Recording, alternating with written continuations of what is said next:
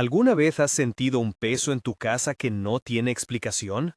¿Por qué hay familias que, aún esforzándose, no avanzan? ¿Por qué algunos hogares parecen estancados bajo una sombra que no se va? Hoy quiero hablar contigo con la urgencia de un pastor que ha visto demasiado dolor en silencios domésticos. Muchas veces, esa sombra no es solo mala suerte. Hay puertas espirituales abiertas, a veces por ignorancia, a veces por desobediencia, otras por heridas heredadas. Y lo que entra por esas puertas termina manifestándose en la carne. Pesadillas, enfermedades repetidas, peleas continuas, negocios que se caen de golpe. ¿Por qué algunas personas viven bajo una maldición? ¿Por qué ciertos hogares nunca prosperan? Escucha, porque no es para condenar, sino para entender y actuar con autoridad y ternura. Imagina la aldea de Shiel, casas bajas de piedra, calles de tierra, un pozo en la plaza donde la gente se reúne al amanecer. Eben y su esposa Edith no eran ricos, pero tenían lo necesario. Cuidaban su huerto, sus hijos jugaban entre los olivos. Un día apareció en la plaza un mercader con baúles llenos de telas suaves, cinturones bordados y prendas que brillaban al sol. Traigo telas de tierras lejanas, decía, y ofrecía piezas a precio bajo para ganarse favores. Eben, con el corazón abierto a la ayuda y la mirada puesta en sus hijos, aceptó un lote de ropa fina que le fue hablado como bendición. «Esto os traerá buena suerte», susurró un vecino. Nadie sospechó que, detrás del brillo, podía venir algo más que moda y calor. Al principio fue algo sutil. Levi, el mayor, comenzó a despertarse a medianoche con el sudor pegado a la frente y la respiración agitada. Decía que veía sombras que no existían. Yael, la mujer de Eben, se volvió irritable por asuntos pequeños. Los platos se rompían, las discusiones se encendían por nada. Nahum, el más pequeño, dejó de escuchar cuando antes obedecía sin problema. La cosecha del huerto, que siempre había sido suficiente, empezó a fallar. Insectos que antes eran manejables aparecían en cantidades extrañas. Las cuentas no cerraban. No era una desgracia lineal, era una serie de puertas que se abrían a pequeños puntos de entrada, y de ahí las sombras se filtraban. Cuando la situación empeoró, Eben hizo lo que muchos hacen: oró en su casa, buscó consejo entre los vecinos, consultó a quienes creían tener más experiencia espiritual. Se encontró con Hazel, un profeta errante con ojos que parecían ver más allá de las apariencias. No vino con promesas fáciles ni con fórmulas mágicas, su voz era firme y su mirada misericordiosa. Hazel no acusó a Eben con dureza. Señaló que en la historia de familias y pueblos no siempre el mal que se ve es el primer culpable. A menudo, detrás del dolor hay objetos, herencias o actos que abren puertas que debieron cerrarse.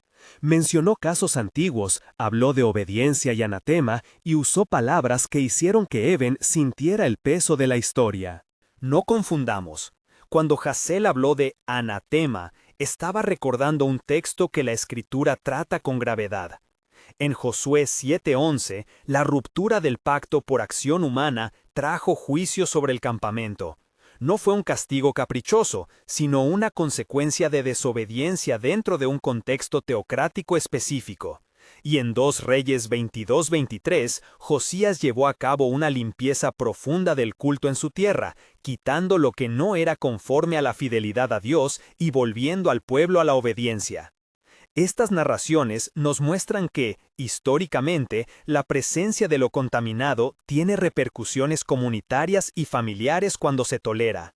No quiero que le tengas miedo a tu sofá ni a una prenda, sino que veas la dimensión espiritual que las Escrituras, con toda su seriedad, no ignoran. Hazel caminó entre las prendas que Eben había traído, las miró con detenimiento y, sin dramatismos sensacionalistas, dijo: «No todas las cosas son neutrales, algunas traen consigo historias que aún reclaman una respuesta». Esa frase puede sonar dura, pero no es para culpar al que recibe un regalo, sino para enseñar discernimiento. Incluso los bienes que se presentan como ayuda pueden ser canales por donde entran ataduras, si en ese proceso hay prácticas contrarias a la vida que Dios quiere. El profeta no propuso una receta mágica, propuso discernimiento y una acción responsable. ¿Has notado cómo reaccionamos al hablar de esto? A algunos les resulta más fácil atribuirlo todo a la economía, al estrés o a la genética.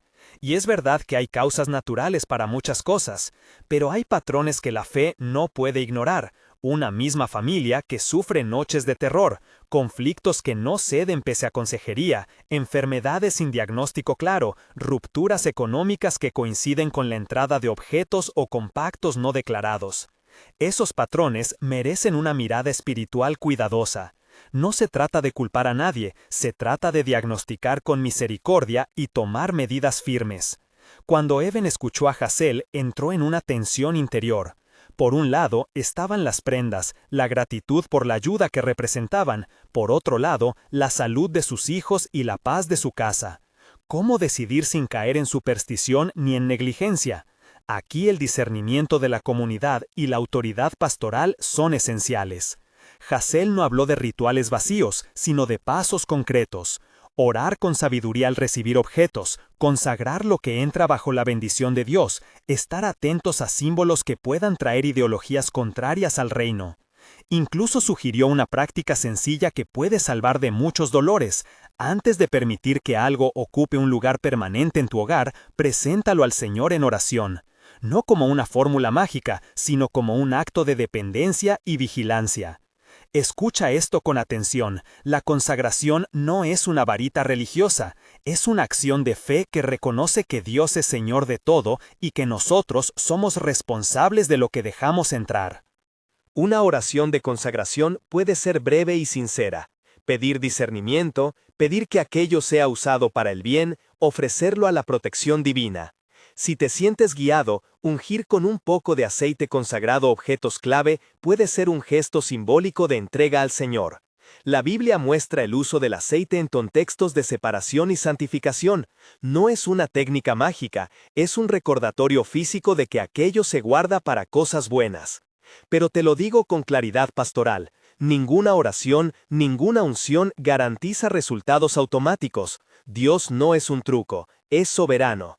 La obediencia y la fe abren puertas a la gracia, pero no transforman la soberanía de Dios en una fórmula matemática. Mientras Eben ponderaba esas palabras, los síntomas en su casa subieron de intensidad. Una noche, Levi tuvo una pesadilla tan vívida que se despertó gritando el nombre de alguien que no existe en Shiel. Las voces de los niños parecían ecos de algo más antiguo. Edith, acostumbrada a ser pilar de calma, comenzó a cerrar la puerta de su cuarto por la noche y a mirar la ropa nueva con recelo. No era culpa suya, era la reacción natural de quien percibe que la paz ha sido quebrantada. Eben, que hasta entonces había pensado que la religión era algo de domingos, se encontró con la responsabilidad de proteger su casa como quien cuida un templo, con reverencia y decisión. La comunidad observaba. Algunos susurraban que era brujería, otros que era simple mala racha. El rumor, en estas aldeas, es como viento que aviva brasas, puede unir en oración o lanzar a la acusación. Hazael, sin perder la claridad, instó a la familia a no ceder al pánico ni a la acusación. La corrección no debe convertirse en piedra de tropiezo, dijo, y propuso un camino que, aunque duro, es justo. Reconocer lo que trajo quebranto, apartarlo con responsabilidad y buscar restauración públicamente, no para exhibir culpa, sino para que la comunidad participe en la sanidad. Aquí surge una pregunta clave que quiero que te respondas sinceramente. ¿Qué estamos dispuestos a sacrificar por la paz de nuestro hogar? A veces nos aferramos a objetos, a relaciones o hábitos porque su costo emocional es alto. Eben tuvo que mirar el valor real de lo que había entrado en su casa versus el costo de la paz de su familia. Esa decisión no es simple, es dolorosa y requiere acompañamiento. Ningún vecino debe señalar con juicio, pero todo hermano debe estar dispuesto a acompañar en el proceso de liberación y restauración. No olvides que la Escritura no presenta la limpieza espiritual como un espectáculo. Josué 7:11 describe lo serio que es el quebrantamiento dentro de una comunidad bajo pacto. No es una caja de herramientas para manipular la vida ajena, sino un llamado a la responsabilidad. Y 2 Reyes 22-23 nos muestra cómo Josías lideró a su pueblo a una reforma que implicó eliminar prácticas y objetos que desviaban la fidelidad a Dios. Ambas historias nos recuerdan que la obediencia trae vida, pero siempre dentro de un contexto de justicia, arrepentimiento y restauración comunitaria. No se trata de buscar culpables para herir, sino de restaurar lo que está roto. Mientras la tensión crecía, Hazael ofreció un ejemplo que ayudó a Even a comprender sin caer en pánico. Habló de memorias que acompañan a las cosas. Aquí introduciré una analogía que a veces sirve para hacer comprensible lo espiritual sin convertirlo en ciencia dogmática. Estudios y teorías en campos técnicos han mostrado que el entorno conserva huellas de lo que en él ocurre. No lo digo como prueba absoluta, sino como ilustración. Investigaciones en lugares como centros académicos han explorado cómo el lenguaje y la intención pueden afectar ambientes humanos y comunitarios. No necesitamos ser científicos para entender que las experiencias repetidas imprimen un sello en un lugar o en una relación. De nuevo, esto es una analogía. No vamos a sustituir la teología por tecnología, sino usar una imagen que ayude al sentido común. Si una prenda viene ligada a prácticas o historias que rompen la vida, no es irracional pensar que esa historia pueda afectarte de algún modo. Hazael propuso entonces medidas cautelosas y responsables. No mandó a prender fuego a todos sin permiso. Advirtió sobre la legalidad y la seguridad. Recordó que hay alternativas sanas: devolver, reciclar, enterrar simbólicamente, deshacerse en lugares apropiados o destruir bajo supervisión en espacios autorizados. Si se decide una quema simbólica, debe hacerse con permiso y de forma segura, lejos de viviendas y respetando la ley. Él hizo hincapié en que cualquier acción física debía acompañarse de oración, arrepentimiento y exposición al testimonio comunitario. La limpieza no es una interpretación individual privada, es, cuando procede, un acto público de restitución y compromiso. Even escuchó y habló con Edith. Hablaron con los hijos con honestidad adaptada a su edad. No intentaron ocultar la tensión porque los secretos alimentan sombras. Convocaron a algunos vecinos de confianza, pidieron consejo a ancianos de la comunidad y, con el tiempo, organizaron un momento para decidir. La decisión no fue tomada a la ligera, implicaba enfrentar pérdidas simbólicas y prácticas, pero había algo mayor: la posibilidad de recuperar la paz, aunque nadie prometiera resultados inmediatos ni automáticos. Nadie dijo que a la mañana siguiente todo estaría resuelto. Se trataba de abrir un camino hacia la restauración que, según la Escritura y la experiencia pastoral, exige pasos. Antes de seguir con la historia de Even y lo que se hizo con las prendas, quiero dirigirme a ti por un momento. Si estás escuchando y sientes que esta palabra toca algún rincón de tu casa, quiero proponerte un primer gesto sencillo, sin dramatismo. Escribe en los comentarios: ábreme los ojos. No es un rito, es una forma de decir que buscas discernimiento y que no quieres tomar decisiones precipitadas. Comentar es también una manera de unirnos en oración y de pedir sabiduría colectiva. No pido que hagas nada aún, solo que reconozcas que estás dispuesto a buscar la verdad con humildad.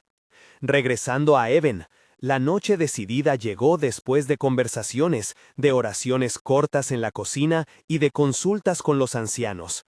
No fue una escena cinematográfica de gritos, sino un acto sobrio. Se llevó la ropa a un descampado designado por la comunidad, con permiso, lejos del pueblo, donde no representara peligro. Algunos propusieron enterrar, otros romper en pedazos antes de quemar, otros devolver al mercader si era posible.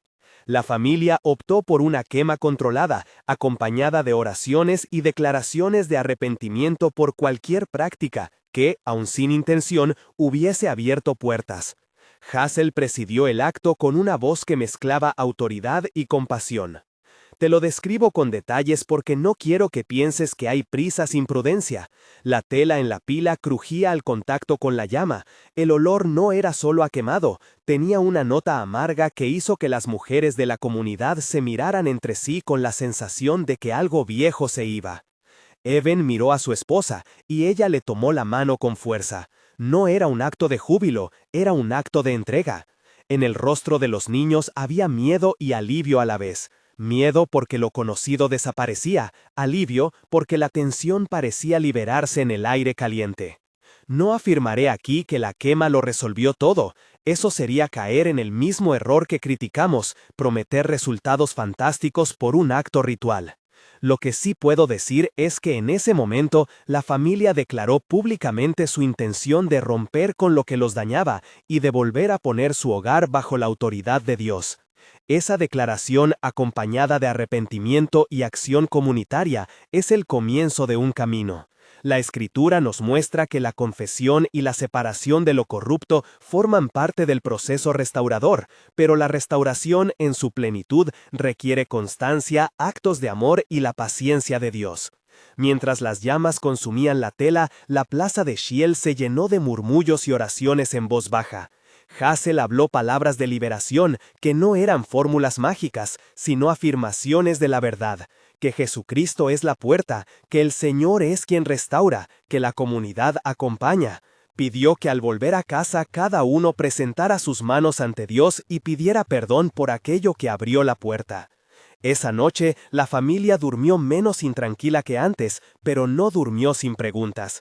Hubo sueños más tranquilos, sí, pero la historia no quedó resuelta en una sola noche. La paz empezó como un hilo fino que aún debía fortalecerse. Quiero detenerme un momento en la compasión pastoral que debe acompañar estos procesos. Si tú te sientes identificado con Eben, no te culpes de más. No todo peso en tu vida viene de un objeto que has recibido. A veces, la sombra es consecuencia de heridas profundas, de decisiones pasadas o de estructuras que demandan un tiempo de sanidad. Por eso es indispensable el acompañamiento, consejería, oración comunitaria y, si procede, acciones prácticas como la consagración y la vigilancia. El objetivo no es inventar culpables ni fomentar el pánico respecto a las cosas materiales, es recuperar la dignidad de la casa como lugar de encuentro con Dios y de paz humana. En ese momento de quema controlada, Hazel introdujo también una enseñanza preventiva que te pido que guardes. Antes de aceptar regalos grandes o de segunda mano, antes de traer objetos que puedan tener historia dañosa, ora. Pregunta a Dios por discernimiento. Si no sabes cómo, usa palabras sencillas. Señor, si esto trae vida, bendícelo. Si trae daño, muéstramelo y guíame para actuar con sabiduría. Si sientes paz, úsalo agradecido. Si sientes inquietud persistente, hazlo viajar de vuelta o deséchalo con responsabilidad. Esa práctica de consagración es una disciplina de fe, no un sacramento mágico. Y si decides ungir con aceite, que sea un gesto de entrega y dependencia, no una fórmula que te exima de amar a tu prójimo y de hacer justicia. Antes de que la historia avance, porque aún queda mucho por contar sobre las consecuencias para Eben, sobre cómo reaccionaría el mercado, cómo incluirían a la comunidad en una restauración más amplia, y sobre la oración de rompimiento que más tarde resonaría en la plaza, quiero que te fijes en algo esencial. La limpieza espiritual es tanto interior como exterior. No basta con quemar lo que hace ruido, hay que trabajar el corazón. Cuando una familia se aparta de hábitos que la dañan, debe también restaurar relaciones, pedir perdón y reconstruir la confianza. La disciplina de oración regular, la lectura de la Escritura en familia y el acompañamiento de líderes sabios son la continuidad necesaria después de cualquier acción visible. Alrededor del fuego, mientras las últimas fibras se consumían, varias personas compartieron testimonios de pequeñas restauraciones en otras aldeas. Una mujer que recuperó el sueño después de una oración pública. Una tienda que remontó tras devolver mercancía adquirida con prácticas dudosas. Un joven que dejó hábitos destructivos después de una reunión familiar de confesión. Esos relatos no son garantías científicas, son voces de experiencia que nos recuerdan que Dios actúa en la obediencia y en la humildad. Hazel citó a Gedeón y a Job para recordar que la liberación no siempre es inmediata ni fácil, a veces exige pruebas y purificación. Gedeón, llamado a juzgar en medio de dudas, tuvo que enfrentar su propia historia. Job, en su dolor, aprendió a mirar desde la verdad de Dios más que desde respuestas humanas inmediatas. Estas referencias no simplifican el problema, sino que nos dan perspectiva. La restauración es obra de Dios y camino de obediencia humana. Mientras la noche se hacía más cerrada, Evan se encontraba en un punto de no retorno emocional. Había sacrificado algo que representaba gratitud material, pero había ganado la posibilidad de una casa sin un peso desconocido. Todavía quedaba la tarea de enseñar a los hijos a no temer, de reorganizar los recursos familiares y de mantener vigilancia espiritual.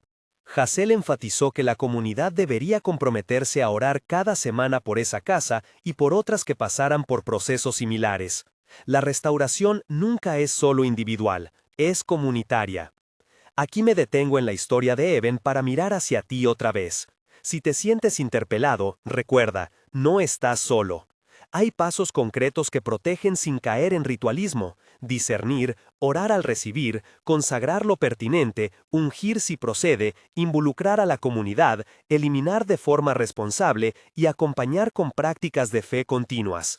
Si necesitas orientación ahora, no hagas nada apresurado. Busca consejo pastoral, habla con líderes de tu iglesia y considera alternativas seguras antes de decidir. La prudencia es tanta parte de la fe como la valentía. Lo que sigue para la familia de Evan no es inmediato ni lineal. Habrá días de avance y retrocesos. También vendrán preguntas de los vecinos, reacciones del mercader, quizá negación, quizá respuesta, y la difícil tarea de reconstruir la economía y la confianza. Pero hay algo que ya no se puede borrar: la decisión pública de romper con lo que dañaba. Ese acto, aunque no mágico, ha abierto una posibilidad que antes no existía, la de una comunidad que se responsabiliza por lo que entra y por cómo responde al dolor. Quiero cerrar esta parte con una invitación pastoral. Si reconoces en tu hogar señales que no puedes explicar, pesadillas persistentes, conflictos que no ceden, enfermedad sin causa clara, pérdida económica súbita ligada a eventos nuevos, no te lances a actos desesperados ni a acusaciones hirientes. Ora, busca discernimiento, involucra a tu comunidad de fe y actúa con responsabilidad. Si decides apartar algo, hazlo con seguridad y legalidad. Si decides consagrar lo que entra, hazlo con humildad y en dependencia de Dios. Y si te acercas a mí con una petición, lo haré con la misma compasión que Hazel mostró a Evan, sin acusación, con verdad y con acompañamiento. En la próxima parte, contaré cómo la comunidad acompañó a la familia en la reconstrucción, qué pasos prácticos se tomaron para restaurar la economía y las relaciones, y escucharemos la oración colectiva que, con voz temblorosa pero firme, proclamó un rompimiento en el nombre de Jesús. No será una historia de soluciones instantáneas, será el relato real de cómo una casa empieza a levantarse de sus ruinas a través de la disciplina, la confesión y la gracia divina. Mientras tanto, si te ha tocado algo de lo que hemos hablado, escribe "Ábreme los ojos" en los comentarios y ora conmigo ahora, en silencio, pidiendo discernimiento para lo que está por venir. Padre, danos luz para ver lo que debemos ver, y valor para hacer lo que debemos hacer. Que tu sabiduría guíe nuestras manos y nuestros pasos. Gracias. A la mañana siguiente, la casa de Evan olía a café y a madera todavía caliente por la hoguera de la noche anterior. No era la falsa sensación de victoria que venden los remedios rápidos. Era el trabajo de levantar un hogar desde la raíz. Conversaciones largas, ajustes en la economía y una nueva disciplina espiritual que debía convertirse en hábito y no en espectáculo. Los niños, con los ojos todavía algo hinchados por las noches de intranquilidad, aprendieron a hablar de lo que sentían. Los padres aprendieron a escuchar sin minimizar. La comunidad aprendió a acompañar sin juzgar.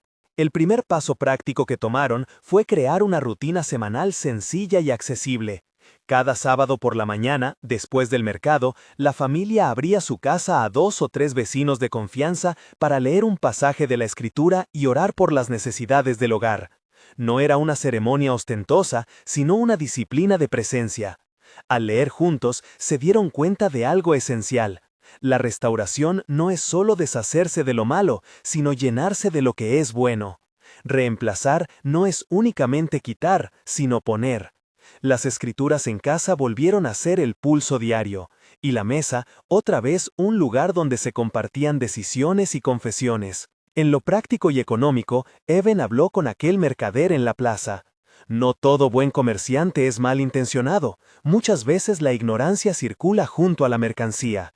El mercader, al sentir la gravedad de lo ocurrido, accedió a recibir de vuelta lo que quedaba y a pagar una pequeña compensación por los daños en la reputación del pueblo. No todos los procesos son tan limpios.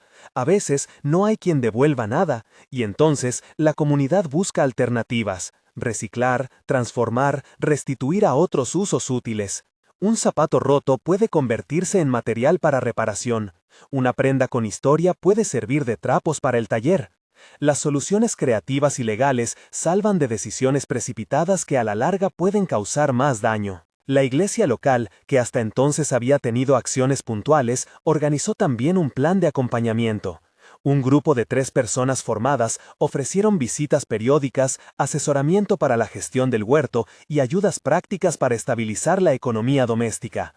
No se trató solo de oración, que fue central, sino de amor práctico. Ayuda para sembrar de nuevo, pautas de ahorro, pequeños préstamos comunitarios sin interés y trueques que mantuvieran a la familia a flote mientras se reconstruía la confianza.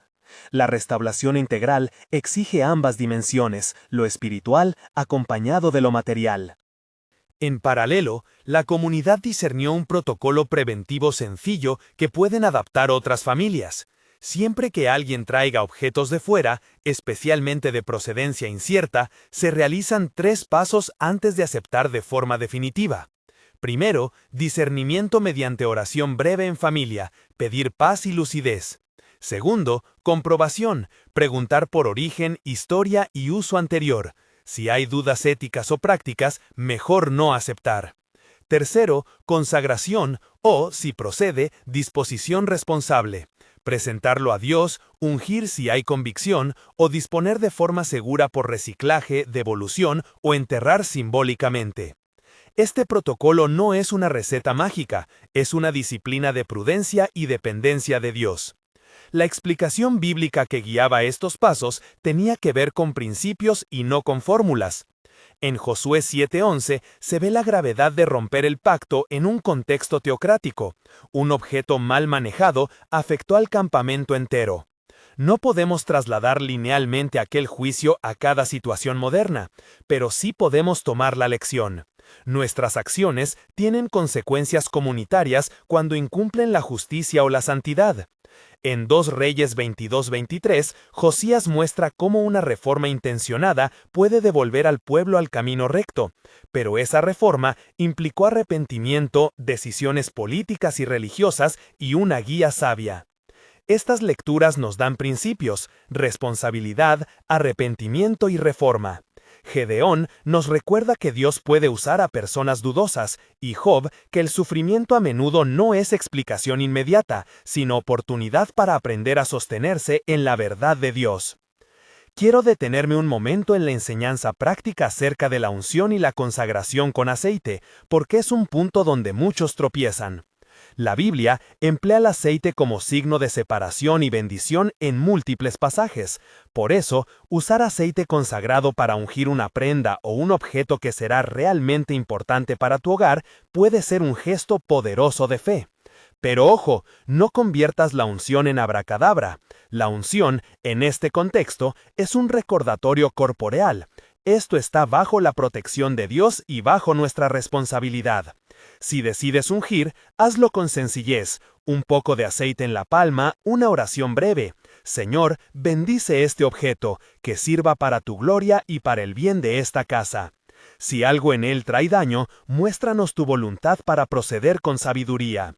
No hay fórmulas secretas ni promesas automáticas. La unción es acompañamiento de la fe, no sustituto de la obediencia.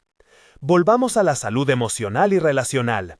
Eben e Edith pusieron en marcha una práctica que, aunque simple, fue transformadora. Cada noche, antes de acostarse, cada uno compartía algo bueno del día. Al principio fue forzado, porque la sombra tiende a ocupar todo el espacio. Con el tiempo, se volvió auténtico. Ese cuidado mutuo permitió rehacer la confianza. Los niños participaron con dibujos, canciones y relatos breves sobre el huerto. Restaurar el ambiente emocional de una casa requiere atención a los pequeños gestos, cenas inmóviles, tiempo de juego, lecturas en voz alta. La disciplina del amor restaura lo que los objetos por sí solos no pueden arreglar.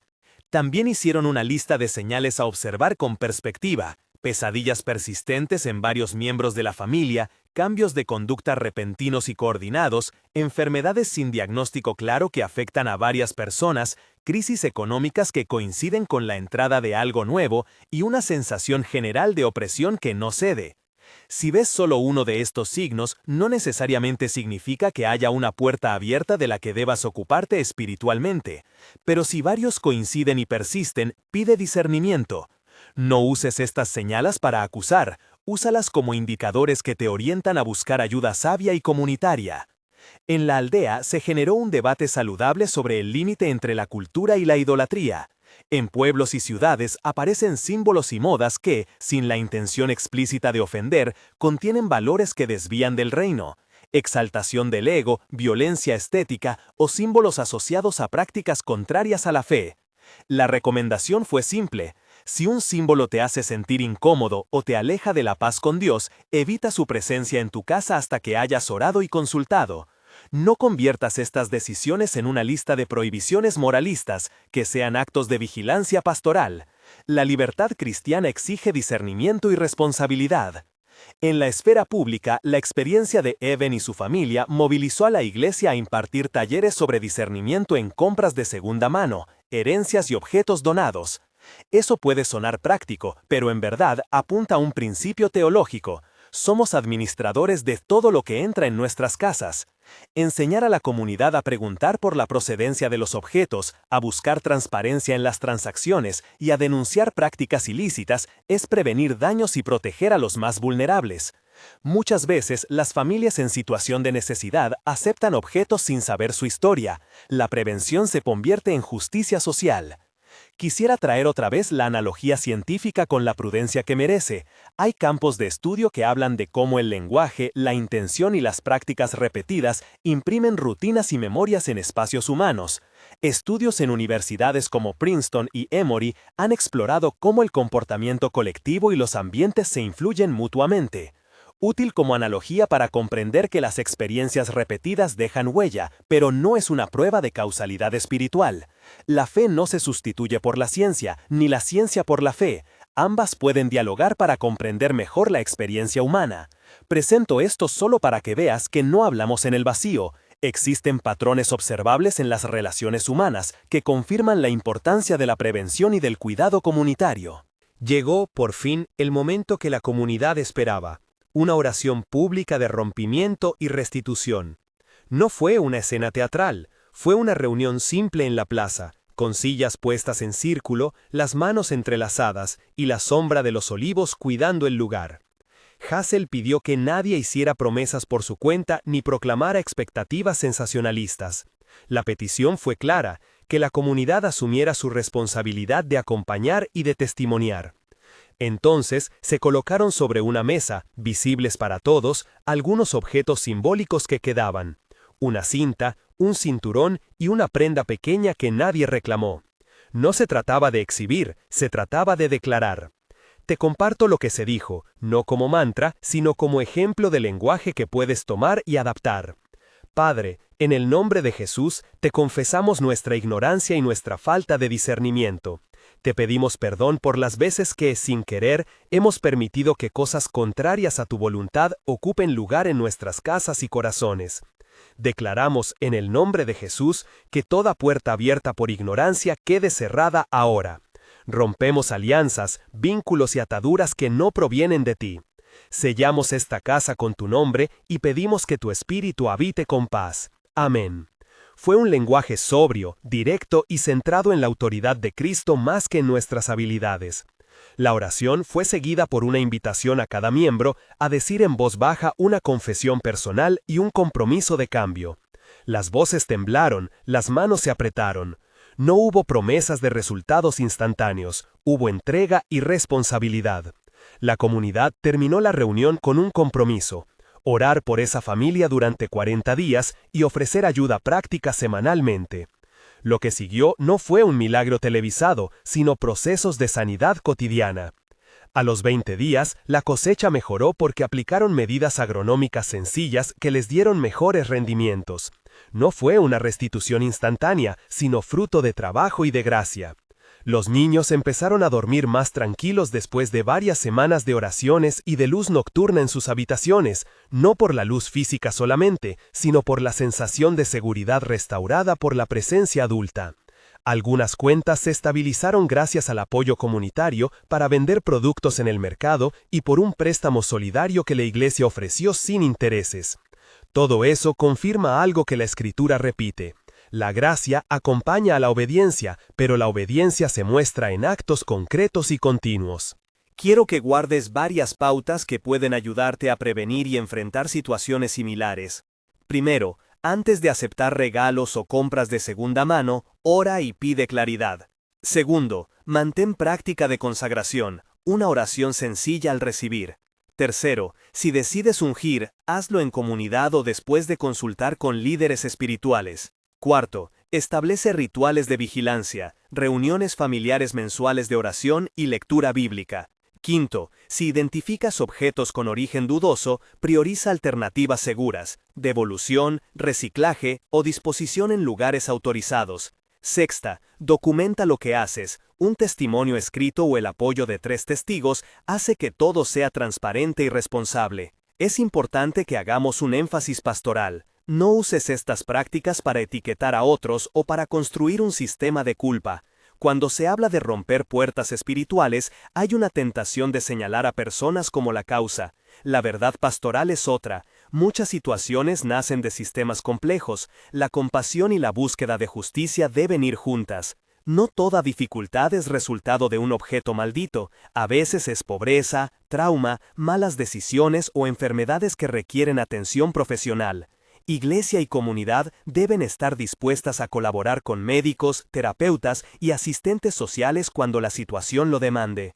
Aprovecho para dejar una breve guía de palabras que puedes usar en una oración de consagración al recibir algo nuevo. Recuerda, no es fórmula mágica, es práctica de dependencia. Señor, recibimos esto como don, bendice este objeto y que sea útil para tu gloria. Si algo en él quiera contravenir tu voluntad, muéstralo y guíanos para obrar con prudencia. Que tu paz gobierne en esta casa, en el nombre de Jesús, amén. Si lo deseas ungir, hazlo con fe y humildad, un gesto sencillo y una frase similar bastan. También quiero ofrecerte alternativas seguras para la eliminación responsable, porque no todo debe quemarse en cualquier lugar. Devuelve si es posible, lleva al punto limpio o centro de reciclaje si es material que puede tratarse, entierra simbólicamente partes que no son reciclables en un lugar apropiado lejos de fuentes de agua, o rompe y mezcla con otros materiales que puedan tener reuso. Si en tu localidad quieres quemar algo por razones simbólicas, consulta las normativas municipales y busca un sitio autorizado. No pongas en riesgo vidas ni bienes. La prudencia legal y ambiental es una forma concreta de honrar a Dios. Pasado un tiempo, la aldea comenzó a transformar su experiencia en una cultura de prevención, diseños de trueque más transparentes, una red de intercambio de bienes verificados y un banco de objetos que la iglesia revisaba y testaba antes de distribuir. No todo el mundo podrá o querrá llevar a cabo todas estas medidas, cada comunidad debe adaptar lo que funciona para su contexto, pero la apuesta es la misma, actuar con responsabilidad, fe y amor. Quizás te preguntas, ¿qué garantía tengo de que esto funcione? No hay garantías humanas. La Escritura nunca nos presenta la obediencia como una fórmula de causa-efecto mecánica. Sí nos afirma que Dios es fiel, y que cuando nos alineamos con su voluntad, muchas veces Él obra de maneras que la lógica humana no entiende. Esto implica humildad. Oramos, actuamos y dejamos el resultado en manos de aquel que conoce los corazones. No confundas esperanza con certeza automática. La esperanza es fidelidad activa. Antes de cerrar con la oración de rompimiento que resonó con fuerza en la plaza, quiero recordarte 3 verdades que deben acompañar todo este proceso. La primera, la compasión es primordial. La segunda, la comunidad es necesaria. La tercera, la continuidad en la fe es lo que sostiene la restauración. Si solo haces un gesto puntual sin cambiar hábitos ni cultivar la vida espiritual y las relaciones, las sombras volverán a encontrar lugares donde anidar.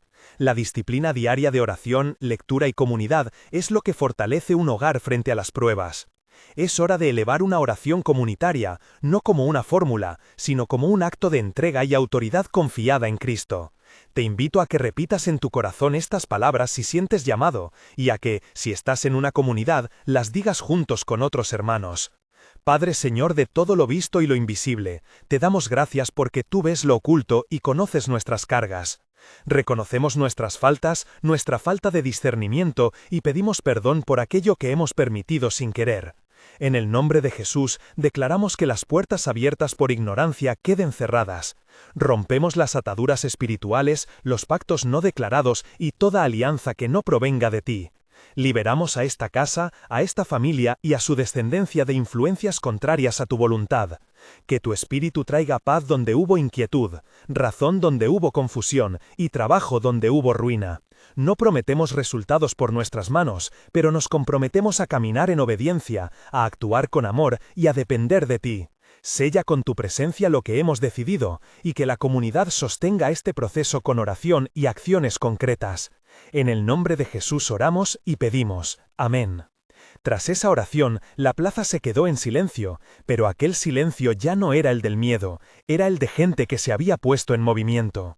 Unos volvieron a sus casas con la conciencia de que la vigilancia es diaria, otros se ofrecieron para ayudar en el huerto, alguien trajo pan para compartir. Esos pequeños gestos, sumados, reconstruyen una vida. Respondamos ahora con claridad a las preguntas que planteamos al principio. ¿Por qué algunas personas viven bajo una maldición? Muchas veces, no es una maldición en sentido absoluto, sino puertas espirituales abiertas por ignorancia, por prácticas que vulneran la vida, por objetos con historias o pactos no confesados, o por patrones familiares que se repiten sin ser examinados. ¿Por qué ciertos hogares no prosperan? Porque a veces toleran situaciones que quitan paz, dejan de practicar la justicia o no se responsabilizan por lo que entra en su espacio. La solución no es mágica, pasa por discernimiento, arrepentimiento, concreción práctica y acompañamiento comunitario. La restauración llega cuando la obediencia se convierte en hábito, no en gesto espectacular. Si esta palabra te ha tocado, no actúes desde el pánico.